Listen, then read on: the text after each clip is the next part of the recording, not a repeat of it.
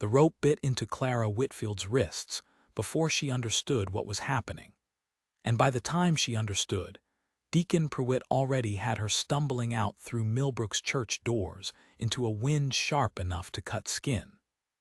Behind her, voices she had known her whole life were shouting words she could not make sense of: thief, liar, Jezebel. And somewhere in the crowd's dark shifting shapes, she caught one glimpse of Wendell Cobb's face, composed and sorrowful, watching her be dragged past him without once meeting her eyes. "I did not take that money," she said, or tried to say, though the wind tore the words apart before they reached anyone who cared to listen. "I never touched the offering box. Someone is lying." "Save your lies for the Almighty," Sheriff Tate said, not unkindly, which somehow made it worse, as though he too believed he was doing her some mercy by only casting her out instead of jailing her. Towns decided, "You'll not stay under a roof in Millbrook another night. Let God's country judge whether you're innocent." They left her a mile past the last fence post, on the open plain with the sky already spitting hard little flakes of snow, and untied her wrists only so she could not be accused of murdering a bound woman when she froze, and rode back toward the lit windows of the town that had raised her, married her mother in its church, buried her father in its yard, and now would not so much as let her sleep in its barn.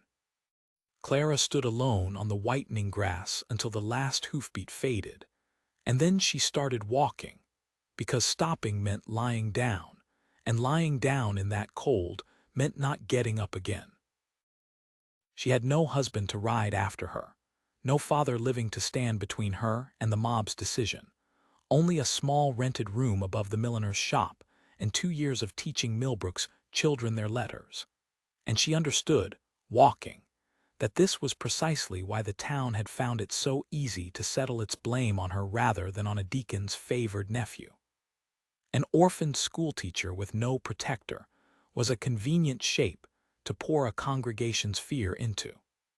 She had known that dimly, for months, the way a person knows a storm is building before the first drop falls, and had told herself it could not truly come to this. It had come to exactly this.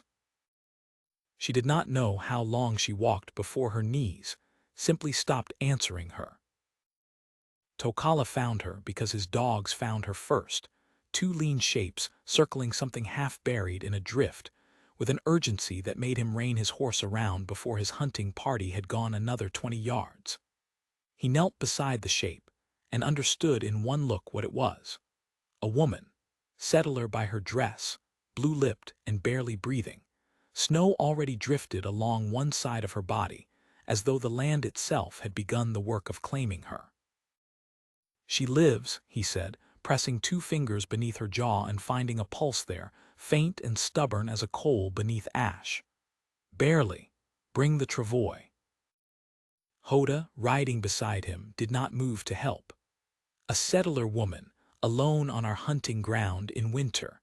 Her own people cast her out, or she is bait for something worse. "She is dying, Hoda. Whatever brought her here, the ground does not care, and neither will I." Tokala's voice held no anger, only the flat certainty of a man who had made his decision before the argument began. "Bring the travois." They carried her back across 3 miles of hardening snow, Tokala riding close beside the travois the whole way, with a wariness of every rut and frozen furrow that Hoda noted and said nothing of, until the dark shapes of the winter camp's lodges rose along the frozen bend of the Elkhorn, smoke rising straight and thin from a dozen fires into a sky gone the deep bruised blue of full evening. Word ran ahead of them before they had even crossed the last stretch of open ground, and by the time Tokala carried Clara's still form into the largest lodge, a small crowd had already gathered at a respectful distance, murmuring low, some faces open with concern, a few, like Hoda's, closed and watching. It was Wikapi, the camp's oldest healer, who took charge the moment Clara was laid near the fire, peeling the frozen wrappings from her hands with quick, unsentimental efficiency and pronouncing, after a long, grim examination by firelight, that the woman would likely keep all her fingers if the fever certain to follow did not take her instead. "Bring more wood," she said, to no one and everyone, "and the willow bark, and clear this lodge of anyone who does not intend to help." Half the onlookers dispersed at once. Tokala did not, and Wikapi, glancing up at him, did not ask him to.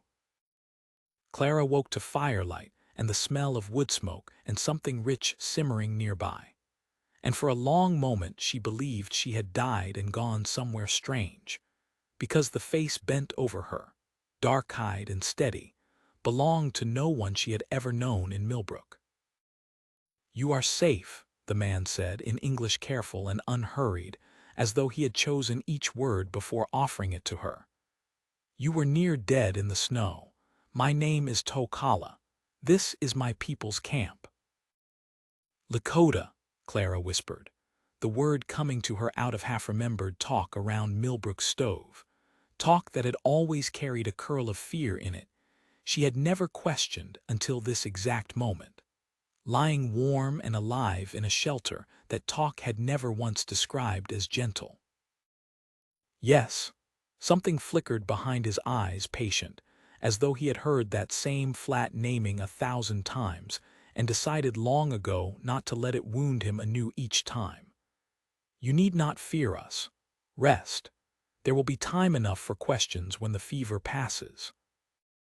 The fever came as promised, 3 days of it, and Clara remembered little beyond fragments. A woman's cool hand against her brow murmured words in a language she did not understand, but that somehow soothed her anyway. And once, in the deepest part of the night, Tokala's voice low and even, telling her in English that she was not to die in his camp after surviving her own people's cruelty, because that would be an insult to whatever strength had carried her this far already. When the fever finally broke, she woke clear-headed for the first time since the church doors, and found Tokala sitting a respectful distance from her sleeping mat, mending a bow string with unhurried patience. And she understood, with a kind of wondering shame, that he had likely sat there through most of the fever besides. "Why," she asked, her voice a cracked whisper, "would you do this for me? Your man Hoda, I heard him. He does not trust me." "Hoda has reasons for his caution that are his own to tell, if he chooses." Tokala set the bow aside. "I do not need his reasons to know what I saw in the snow. A woman left to die by people who should have protected her. I have seen enough of what settlers can do to my people to know cruelty when it wears a white face, and I have seen enough kindness in a few of them to know cruelty is not the whole of what any people are. You are not the crime done to you. Whatever brought you to that field, I do not believe you deserved to die in it." Clara turned her face away, because his steadiness made the shame of her own people's judgment somehow sharper, not softer, and she found herself telling him then, in halting pieces, the whole of it: the missing offering money, the church elder's sudden certainty of her guilt, Wendell Cobb's sorrowful face in the crowd that had never once looked directly at her. "This Cobb," Tokala said slowly, when she had finished, "you believe he took the money himself?" "I know he did. He owes gambling debts across 3 counties. I've kept the church's books 2 years running. I know exactly how much should have been in that box, and I know Wendell Cobb was alone with it the night before it came up short." Her hands, still bandaged, curled into fists in her lap. "No one asked me for proof. They only wanted someone to blame, and a woman with no husband and no father living was easier to blame than a deacon's favorite nephew." "Then we will need proof," Tokala said, as simply as if he were discussing where to make the next camp, "when the time comes to make it matter." The weeks that followed settled into a rhythm Clara had not expected to find in a place her whole life had taught her to fear. Wikapi taught her to work a hide until her ruined hands remembered gentler uses than holding a rope.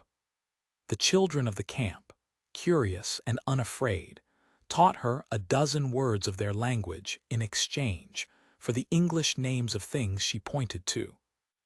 And Tokala, when his duties as chief allowed it, came and sat with her in the long winter evenings and told her of his people's history with a plainness that assumed her capable of hearing hard truths without flinching from them, and asked, in turn, careful questions about her own life that made her feel, for the first time in longer than she could remember, genuinely listened to rather than merely tolerated. "You could stay," he said one evening, watching her work a needle through a torn moccasin with hands healed enough now to manage fine work again. "When the proof is found, when your name is cleared, if it is cleared, you need not go back to people who left you to freeze." He had not meant that evening to say more than that, but something in the quiet drew the rest out of him anyway. "I had a wife once," he said. "Marawi. She died of the coughing sickness 4 winters past, before we had been given even 1 full year together. I told myself after that a chief's lodge did not need a woman's fire in it, that my people were family enough to fill whatever a wife would have filled. I have believed that plainly for 4 winters. I did not expect to find myself doubting it over a settler woman half frozen and full of more stubbornness than sense." He said it almost ruefully, and Clara found herself smiling despite the ache his confession opened in her own chest, twin grief recognizing twin grief. "I'm sorry," she said, "for Marawi, for all of it." "I do not tell you so you will pity me," Tokala said. "I tell you so you understand I do not offer this lightly, or because I am a lonely man reaching for whatever comfort the snow happened to bring me. I have been lonely 4 years, and told myself it did not matter. It is only since you woke by that fire that I have begun to wonder if I lied to myself rather longer than was wise. And if I stayed, what would I be to your people? A settler woman with no place in your world any more than I had in the one that cast me out." "You would be whatever you chose to become," Tokala said. "Wikapi says you have a healer's patience already. The children ask for you before they ask for their own mothers some mornings. And he stopped himself, and for the first time since she had known him, something like uncertainty crossed his composed face. "I would not have you stay only because you have nowhere else to go. I would have you stay because you wish to stay, for its own sake, and for mine, if I may hope for so much." Clara did not answer that night, because the hope rising in her chest frightened her nearly as much as the memory of Millbrook's shouting voices did. But she found herself, in the quiet after, pressing her healed fingers briefly against his, and neither of them pulled away.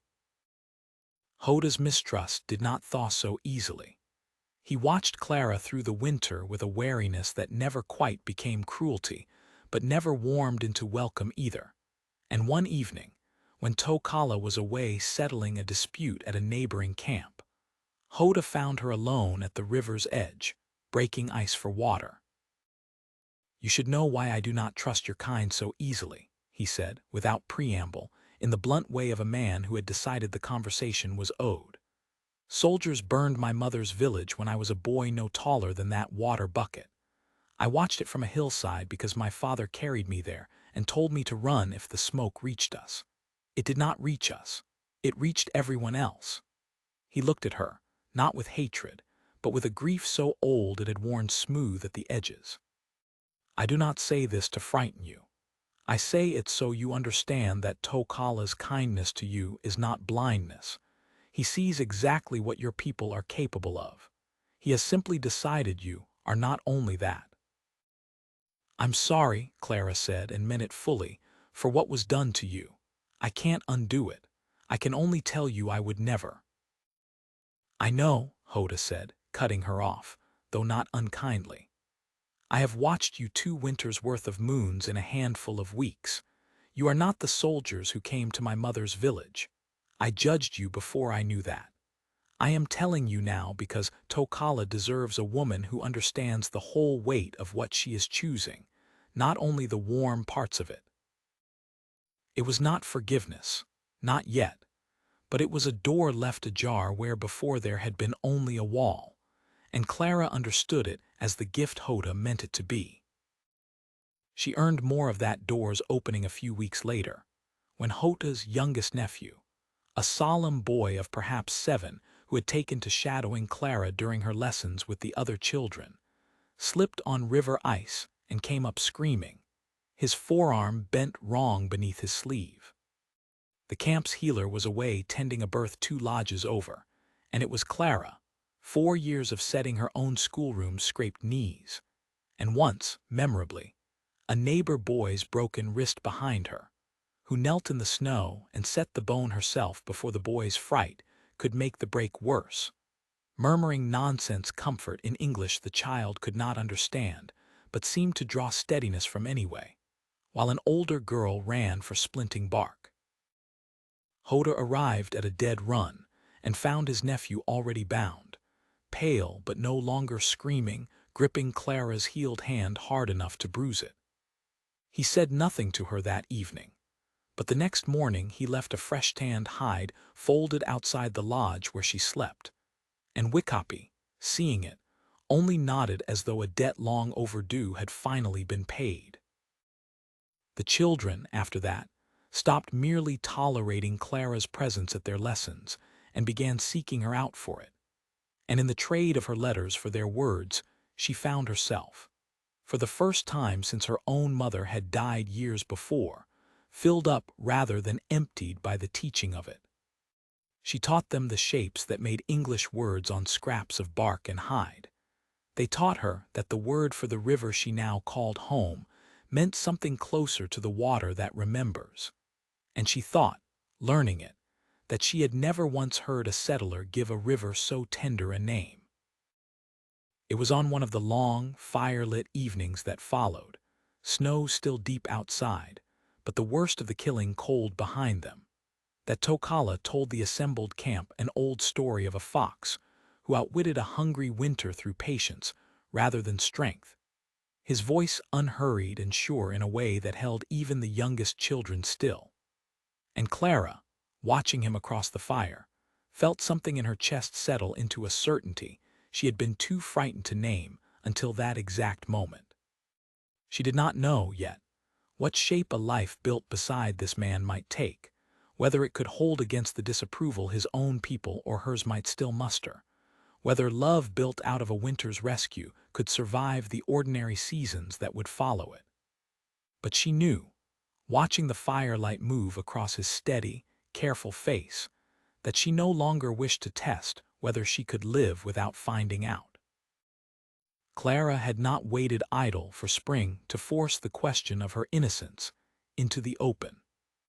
Weeks earlier, well enough by then to hold a pen steady, she had sat by the fire one long evening and written to the bank in Junction City where she knew, from 2 years of keeping the church's ledgers alongside her own modest savings, that Wendell Cobb held an account of his own, asking as plainly as courtesy allowed whether any debts recorded against his name might explain a sudden pressing need for money that was not his. She had given the letter to a passing trader bound east, with coin from Wickapi's own store pressed into his hand, to see it carried faithfully. And then she had waited, through weeks that felt longer than the whole hard winter before them, not knowing whether the letter had reached its mark at all, or whether Cobb's family standing in Junction City would simply see the inquiry buried unanswered. She said nothing of it to Tokala until the reply finally came, folded small and travel-worn, confirming everything she had suspected, because she had not wanted to raise a hope in either of them that might yet come to nothing. Word of Clara's survival reached Millbrook before the first spring thaw, carried by a trapper who had passed near the Elkhorn camp and recognized the schoolteacher everyone assumed dead. Wendell Cobb, hearing it, did not receive the news as relief that an innocent woman lived. He received it as a threat to a lie he had built his continued freedom upon, and he moved quickly to bury the threat before it could dig him out. "She's been taken captive," Cobb told Sheriff Tate, his sorrow this time edged with something closer to panic than grief. You know how those people are. She may not even want rescuing anymore, not after months among them. There's no telling what's been done to her. We can't leave a Christian woman in Lakota hands, whatever she was accused of. It isn't decent. It was a lie built on the ugliest assumptions Millbrook already carried ready-made in its collective mind, and it worked exactly as Cobb intended. Within a week, Sheriff Tate had assembled a dozen armed men, ostensibly to ride to Clara's rescue, though Tokala's scouts brought word of their approach with grim clarity days before they arrived. A posse riding hard toward the winter camp, rifles visible, tempers already primed by Cobb's careful poison. "They will say you are held against your will," Tokala told Clara, the night the scout's report came in, his composure cracking just enough to show her the fear beneath it, not for himself, she understood, but for his people, for the children who had taught her their words, for Wickupi who had saved her hands. "If they believe that, they will not ask questions before they act. I have seen what settler rifles do to a camp that could not answer them fast enough." "Then I'll tell them the truth before any rifle is raised," Clara said, and found her own voice steadier than she expected. "I did not come here taken. I came here nearly dead, and I was saved, and I chose, every single day since, to stay. They will hear that from my own mouth, or they will have to shoot through me to pretend otherwise." The camp did not sit idle waiting for the posse to arrive. Tokala moved among his people in the gray hour before dawn, quiet and deliberate, positioning the young men who would stand visible and unarmed at the camp's edge rather than hidden with rifles of their own, because he understood, better than any settler riding toward him that day could have guessed, that a line of visibly weaponless men standing their ground took more courage than a line bristling with guns, and gave frightened strangers less excuse to fire first. Hoda argued against it bitterly in the lodge before first light. "You would have us stand there with empty hands while they ride in already believing us capable of anything." "I would have us stand there and give them nothing true to shoot at," Tokala answered. "If blood is spilled today, Hoda, let every drop of it be on hands that chose violence freely, not on ours, mistaken for something we never were." Hoda did not agree easily, but when the sun rose he took his place among the unarmed line all the same, his jaw set, his eyes hard, trusting his chief even where his own instinct still screamed caution. The posse came over the last rise at midday, a dozen riders with rifles resting across their saddles, in a way that was not quite raised and not quite lowered either.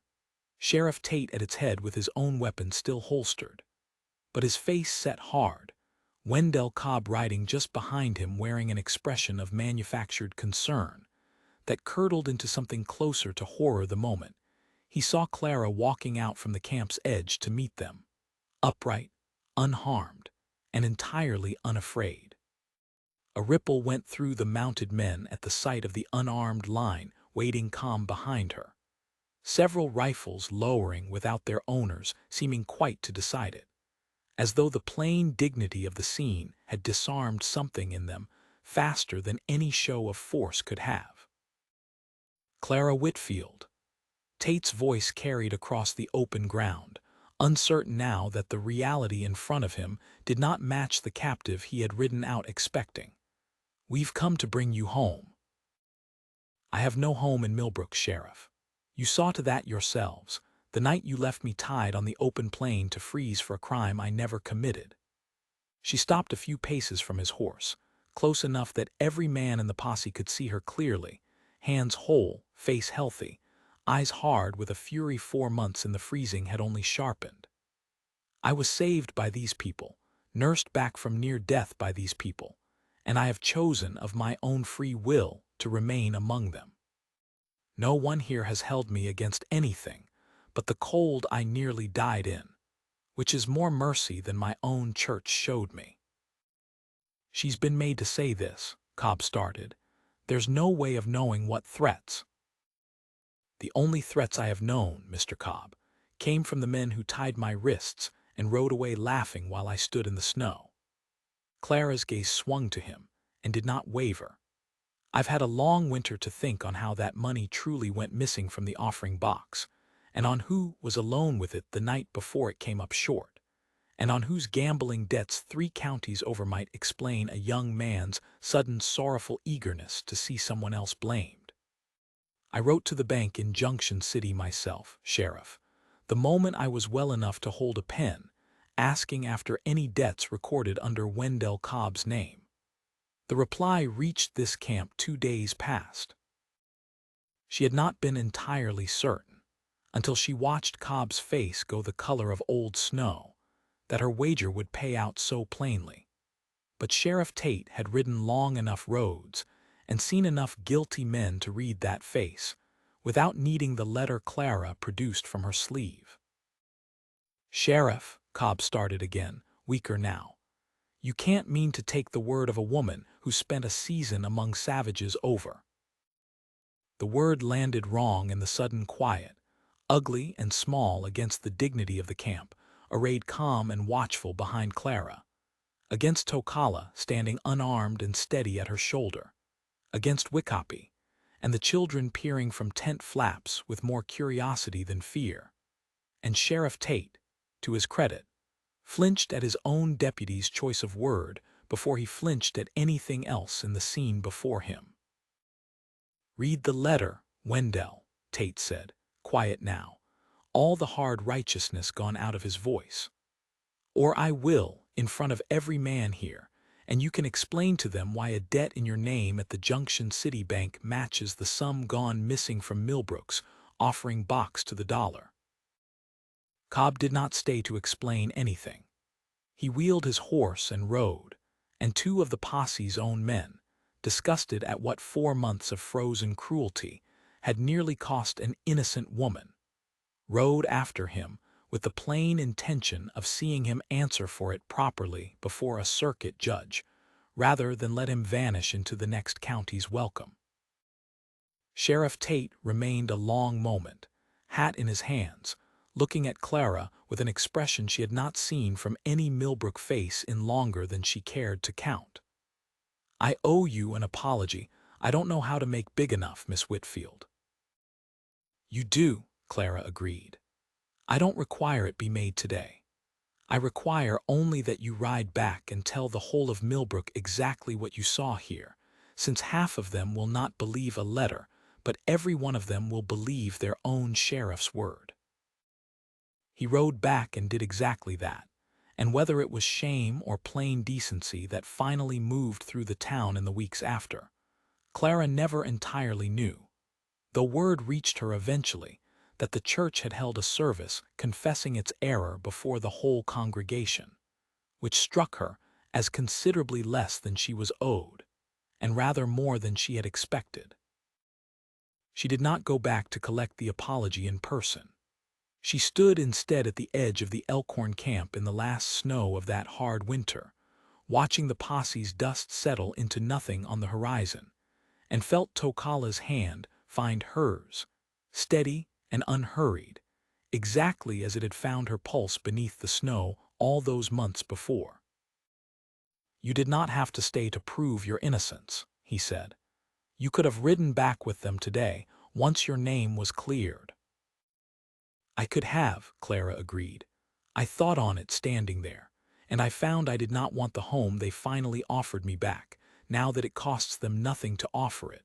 I want the one that took me in when it cost everything." She turned to face him fully. "If you'll still have me, Tokala, not as a woman with nowhere else to go, as a woman who has somewhere else now and has chosen this instead." Hoda, watching from a short distance with the children gathered near him, allowed himself something that was not quite a smile, but was no longer entirely a wall. The camp gathered proper when the spring finally broke, the last snow gone soft and gray along the Elkhorn's banks, and the first green pushing up stubborn through the mud. And the joining of the chief, and the settler woman he had pulled from the snow, was marked with a feast that took 3 full days to prepare, dried meat and early greens, and a sweetness made from maple sap that the children pressed on Clara with great ceremony, as though feeding her their favorite thing in the world were itself a kind of vow. Wickupi wove late-blooming crocus through Clara's hair with the same hands that had once saved her frost-bitten fingers, murmuring under her breath in a mix of Lakota and the halting English Clara had taught her in trade for her own lessons. And when Clara asked what the words meant, the old healer only patted her cheek and said some blessings worked better left untranslated, so the spirits attending would not think themselves invited to comment. Hoda stood as witness at Tokala's side, a role Clara understood, from the quiet gravity with which the whole camp regarded it, to be no small honor freely given. And when the ceremony's binding was spoken, and the camp raised its voice together in a song Clara did not yet know the words to, but felt anyway, low in her chest like something coming home, she found she was weeping without any of the shame Millbrook had once taught her to attach to a woman's open feeling. Clara thought, watching the fires lit that night along the Elkhorn's Bend, of how close she had come to dying believing that the only home worth having was the one that had just finished failing her, and how the truest shelter she had ever been given had come instead from a man her old world had taught her, wrongly, to fear. She thought of Hoda's grief-worn face softening by careful inches over a long winter, of Wickupi's steady hands, first saving her fingers and now weaving flowers into her hair, of children who had taught her a river's true name before she had ever taught them a single letter that truly mattered to their lives. None of it had been owed to her. All of it had been given freely, in a place her whole upbringing had insisted could offer her nothing but danger. And she understood now, watching her husband's face lit gold by the spring fires, that the lesson her old life had tried hardest to teach her had simply been wrong, and that she was fortunate beyond measuring to have lived long enough and been carried far enough across the snow to learn better. She had been cast out once to freeze for a crime she never committed, and in the casting out had found, against every expectation her old life had planted in her, the only home that had ever asked nothing of her but the truth of who she already was.